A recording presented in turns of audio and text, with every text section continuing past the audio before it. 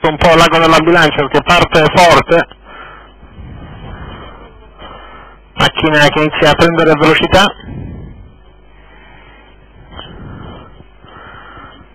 Al comando dell'operazione 3 su una linea c'è in avanti Lovelock Rock alle prese con Numed Alfa, poi Gianco NP, Orca Caffa al largo di Ormone dei Fiori,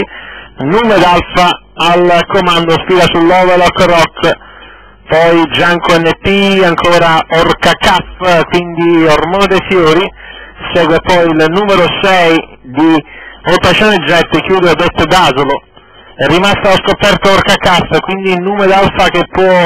ora stare in avanti prendendo margine di vantaggio nei confronti degli inseguitori capeggiati da Lovelock Rock, quindi Gianco NP, ancora Ormone dei Fiori,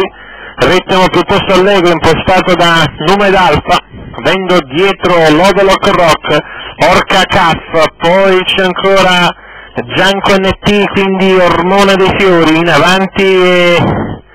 Numed Alfa che controlla Lovelock Rock, poi a largo Orca Caffa, quindi Gianco NP, ho detto Dasolo, poi Ormone dei Fiori, segue poi Occasione Jet, in avanti e comunque sempre Numed Alfa, Lovelock Rock, Gianco NP, poi ho detto Dasolo alle prese con